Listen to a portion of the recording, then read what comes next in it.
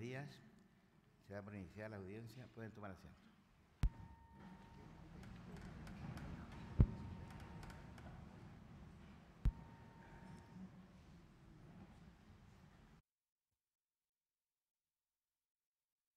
Señoras y señores, conforme lo establece el artículo 521 del Código Orgánico de Tribunales, esta audiencia pública, en que la Corte Suprema se encuentra reunida en pleno, tiene por objeto otorgar el título de abogada o abogado una vez que ustedes, postulantes, presten el juramento de rigor para desempeñar con lealtad y probidad la profesión. Terminada la ceremonia, las nuevas y nuevos profesionales podrán retirar sus diplomas en la oficina de títulos. A continuación, invito a la licenciada, licenciados y a sus familiares a la ceremonia de juramento, que será recibida por las señoras y señores ministros de la Corte Suprema. El señor secretario del tribunal procederá a tomar el juramento. Les invito a ponerse de pie.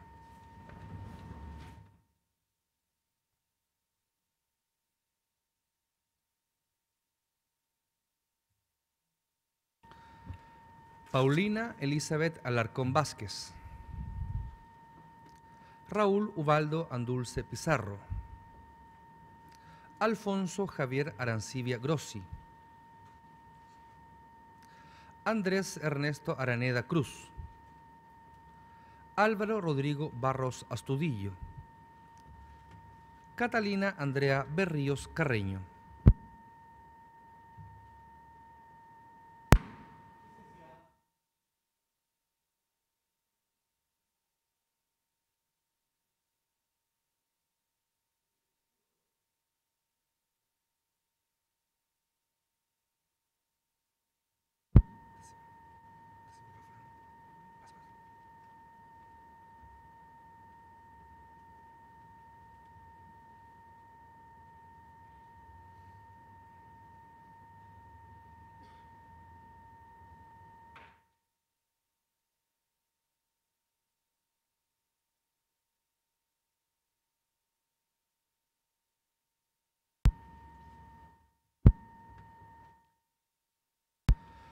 Lucía Pilar Bobadilla Coveto. María Pía Bustamante Müller. Carolina Alejandra Bustos Donoso. Carla Virginia Casas Cordero Sublet. Camila Francisca Castilla Osorio. Mario Adolfo Catalán Espinosa.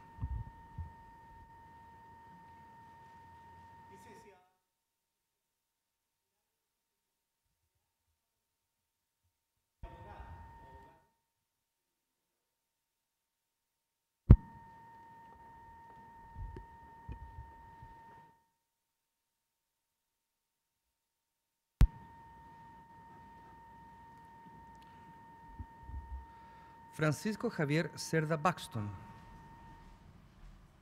Natalia Isabel Correa Bravo. Jennifer Priscila Devia Carreño. Felipe Flores de la Fuente. Catherine Araceli Fuentes Campuzano. Francisco Antonio Gacitúa Muñoz.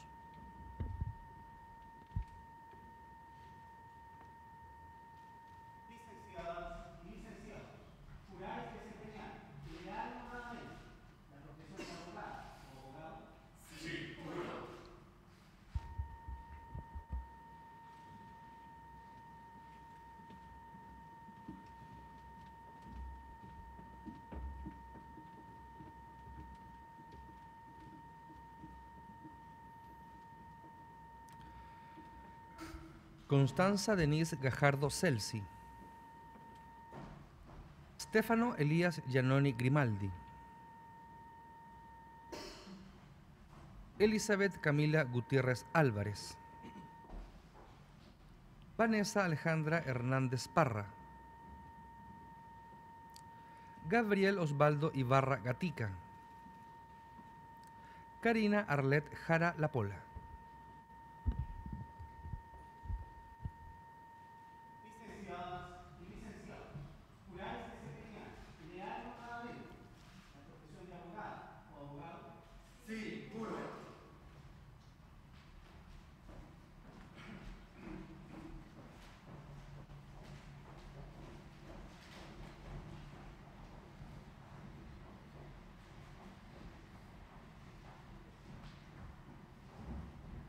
Karina de Los Ángeles Jensen Rifo.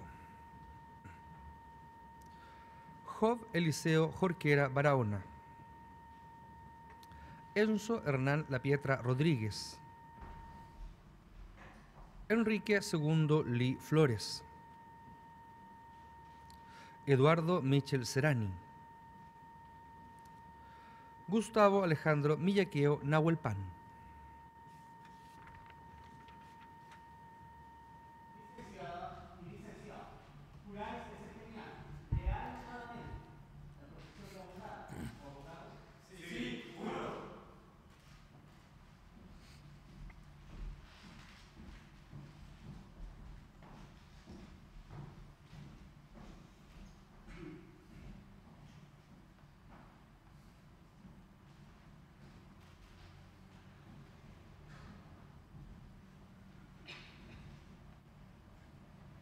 Javiera Ignacia Momber Recabal.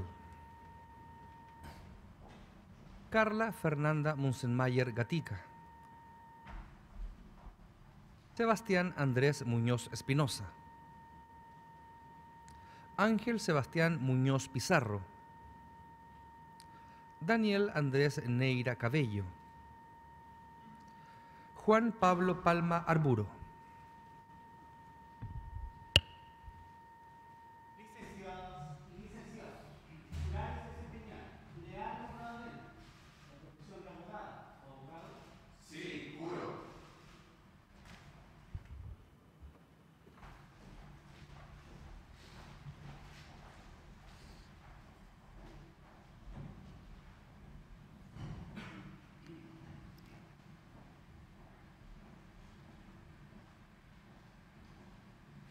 Camilo Andrés Parga Artigas.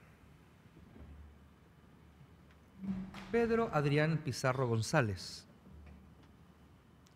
Javier Ras Esser. Yamir Isaí Rivera Malverde. Carla Elizabeth Rojo Meneses. Andrea Paz Roquefort Pérez. Catherine Sheila Rosas Segovia.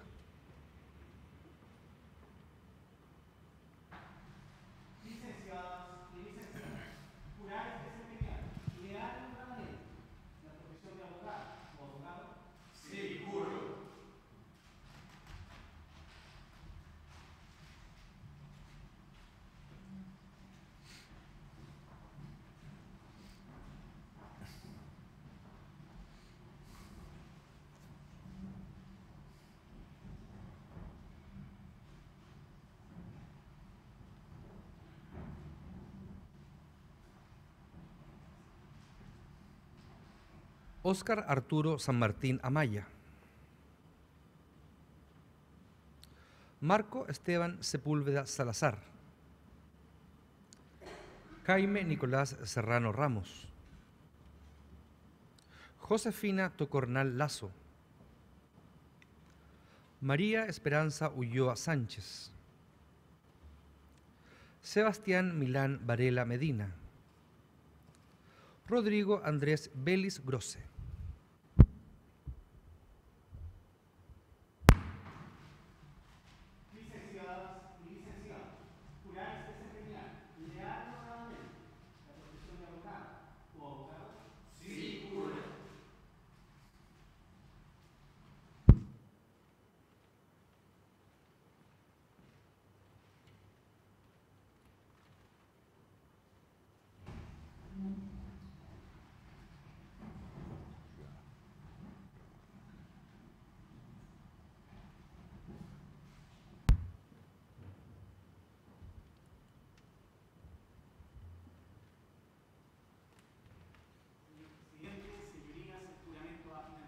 Muchas gracias.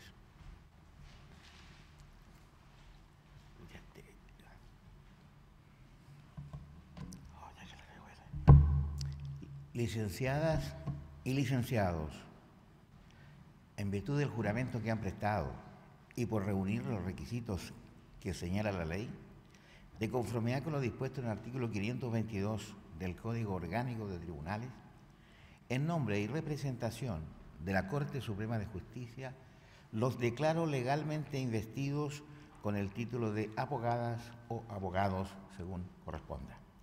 La Corte Suprema les felicita y desea buen éxito profesional. El público, por su parte, les puede brindar un merecido aplauso.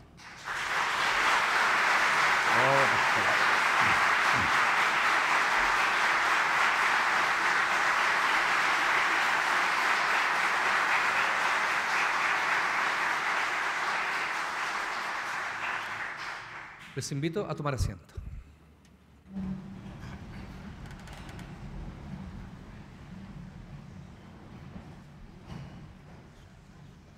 A continuación, el señor presidente de la Corte Suprema de Justicia, don Hugo Dolmech Urra, se dirigirá a la audiencia.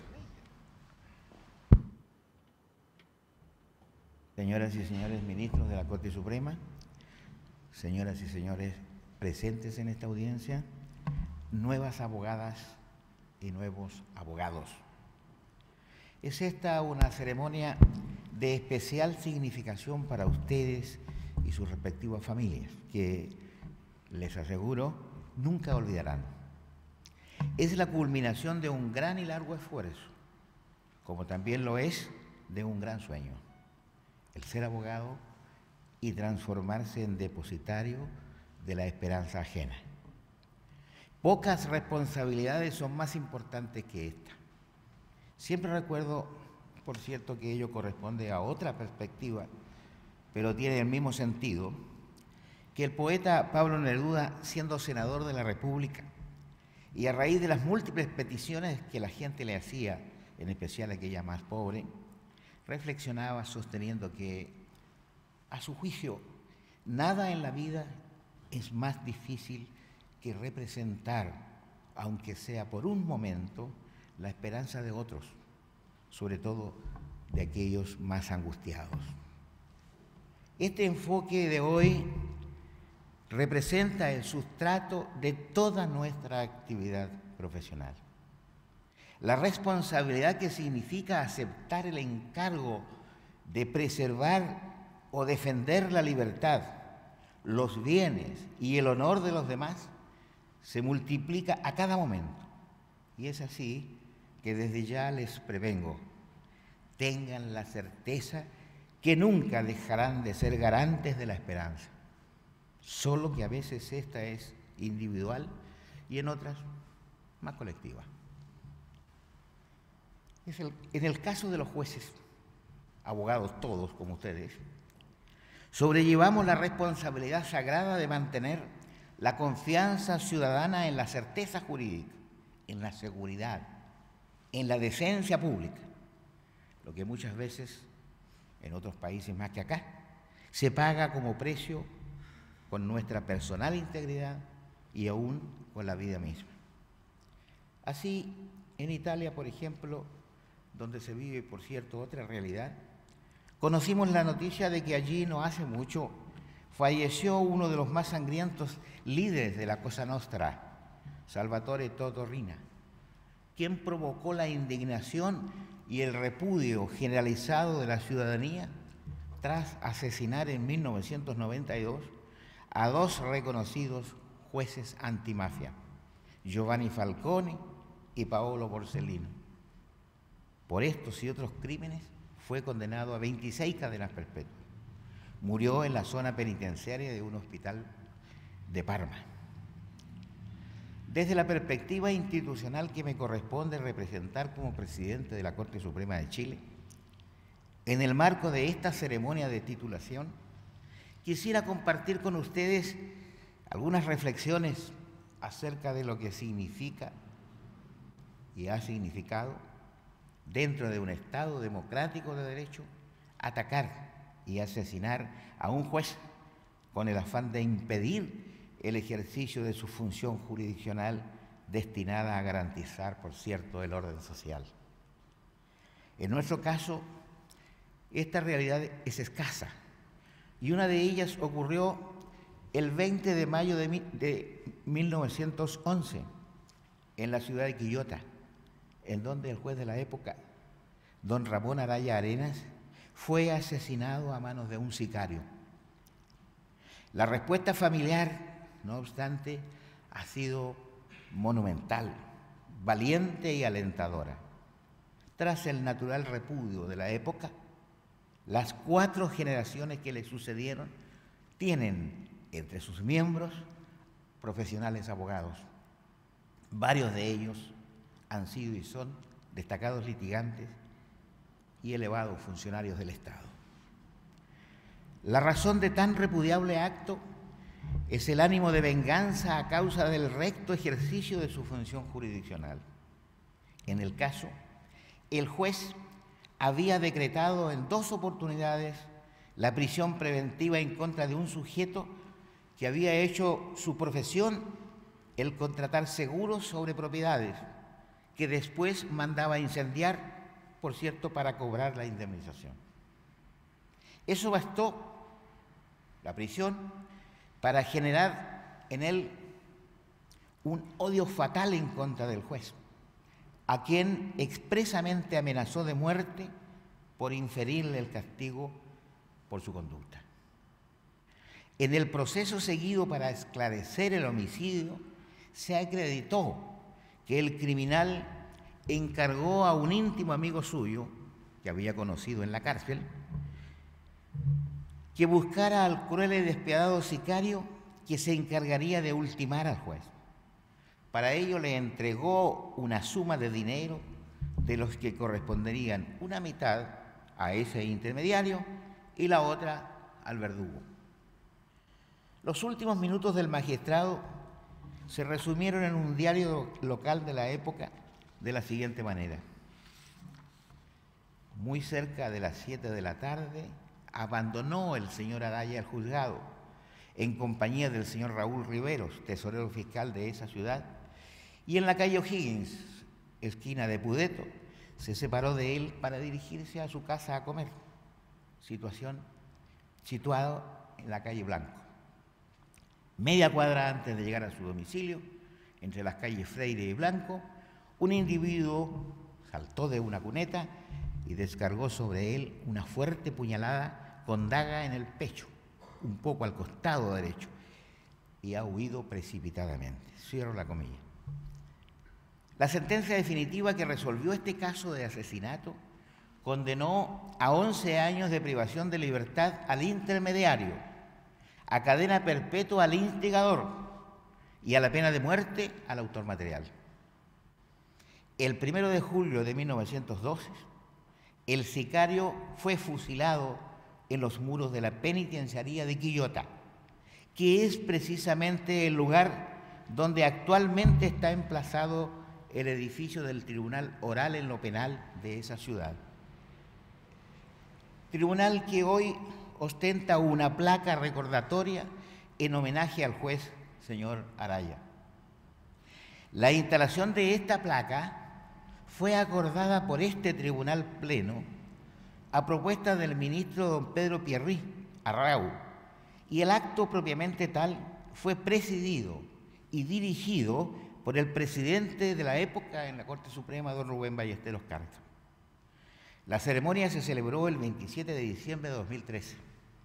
Allí, el discurso de fondo fue pronunciado por un bisnieto del magistrado, el abogado, capitán de navío de justicia y actual auditor general de la Armada, don Cristian Enrique Araya Escobar. Es útil y bueno conocer algunos datos biográficos del juez don Ramón Araya. Nació en Tierra Amarilla el 12 de febrero de 1870. En medio de sus estudios de Derecho en la Universidad de Chile, estalló la Guerra Civil de 1891 y con 21 años se enroló, de acuerdo a sus convicciones, en el Ejército Constitucional. Se incorporó con el grado de subteniente a la 3ª compañía del 2º batallón del Regimiento Atacama, 10º de línea. Con fecha 1 de septiembre de 1891, tras salir victorioso de las batallas de Concón y Placilla, envió una carta a su padre donde narraba los sucesos bélicos. Decía: triste cosa, exclamaba lamentándose. Eran chilenos lo que con tanto afán se mataban, tan sin piedad y con tanto encarnizamiento. Expresiones estas que, a mi juicio, reflejan la delicada sensibilidad del futuro abogado y juez de la República. El 1 de diciembre de ese mismo año, 1891, obtuvo su absoluta separación del ejército, volviendo a la universidad para completar sus estudios y recibir su título de abogado el 29 de noviembre de 1892, aquí en este mismo lugar. Ejerció brevemente la profesión e ingresó al Poder Judicial como secretario del Juzgado de Limache, para desempeñarse luego como juez suplente de Caupolicán y Quillota, juez en propiedad del Juzgado de Quillota y juez suplente de Valparaíso, hasta el 20 de mayo de 1911, fecha de su prematura muerte a la edad de 41 años. En las exequias del malogrado juez, un amigo suyo destacó sus virtudes ligadas con el cargo que desempeñaba. Comillas, poseía en grado admirable, la rarísima cualidad de hacer justicia, aun en los casos más delicados, en que el interés político puede comprometer la imparcialidad de los caracteres más ecuánimes. Poseía la facultad de conciliar la bondad más envidiable con la energía y entereza que deben asistir en ciertos casos a los funcionarios judiciales. Cierro comillas. El asesinato de los magistrados Falcone y Borsellino en Italia, en relación con el de nuestro juez Araya, ciertamente tienen en común el que, por el uso de la fuerza y la violencia, se pretendió acallar e impedir el ejercicio de la judicatura, lo que evidentemente no se logró, pues la justicia es siempre más que una sola persona y está hecha para imponerse y no sentirse amedrentada en caso alguno. Los jueces a diario nos dedicamos a tomar decisiones difíciles y estamos obligados a motivarlas y fundamentarlas en la Constitución y en las normas dictadas conforme a ella. Por muy favorable o odiosa que nos parezca una disposición, no podemos ampliar o restringir demasiado su interpretación. Ni tampoco podemos excusarnos de ejercer nuestra autoridad ni a una falta de ley que resuelva la contienda o los asuntos sometidos a nuestra decisión. Independiente de quienes representen contingentemente la función jurisdiccional, al tratarse de una función propia de un Estado de Derecho, ésta se actualiza permanentemente en los tribunales gracias a la institucionalización normativa de la estructura y organización del Poder Judicial, que está destinada a resolver en forma pacífica, independiente e imparcial los conflictos de relevancia jurídica que afecten a la ciudadanía. Dicha función no se acaba ni se suspende por la voluntad ni la vileza de unos pocos, ni por la acción de un grupo organizado de personas. Acertadamente el profesor don Bernardino Bravo, quien ha dedicado parte de su trayectoria académica al estudio del Poder Judicial, señala que la razón del Estado de Derecho, comillas, no es otra que hacer prevalecer el derecho sobre la violencia. Cierro comillas. En el mismo sentido se expresó el jurista español y catedrático emérito de la Universidad Autónoma de Madrid, Elías Díaz. Comillas, la mejor defensa de la legalidad y la legitimidad exige actuar en el marco de la Constitución y del Estado de Derecho. Esta lucha que hace prevalecer el derecho por sobre la violencia se desencadena diariamente. Todos nosotros debemos comprometernos por mantener siempre su vigencia y en esa dirección asegurar que resulte imperecedera. Gran responsabilidad que asumen ahora ustedes. Finalmente, deseo reproducir una hermosa frase utilizada por el abogado descendiente del juez Araya y con la cual concluyó su intervención en aquella memorable jornada de instalación de la placa recordatoria a que me he referido. Allí, destacando la trascendencia de la figura y el quehacer de su ilustre bisabuelo, afirmó, comillas, no murió, no fue derrotado, venció, fue justo y hoy vive y testimonia la lucha por el derecho y la justicia, que en sí misma es victoria. Cierre de comillas. Saludo y felicito a todos los nuevos abogados y abogadas por el éxito y alegría que esta ceremonia envuelve. Saludo igualmente a sus padres, abuelos, familiares y amigos en general, los cuales siempre han bregado junto a ustedes, estimulando sus esfuerzos. También en la certeza más absoluta que sí continuarán con igual actitud en tanto ustedes, jóvenes, lo requieran.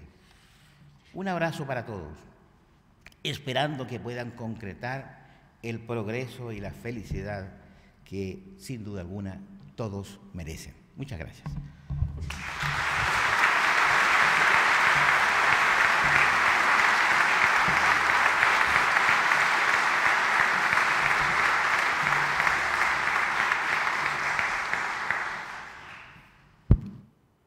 Por haberse cumplido con el ejercicio, con el objetivo de esta audiencia, y siendo esta la última que yo presido, porque hasta hoy solamente soy presidente de la Corte Suprema, y por ser la primera ceremonia de juramento que se presta en el año, noto y sé que ustedes necesitan mucho de esperanza también, y el mejor deseo nuestro de que sea un año muy feliz y muy exitoso. Así es que les vaya muy bien y de nuevo a recibir el peso de la esperanza ajena, que es pesada, pero se sobrelleva. Muchas gracias y felicidades.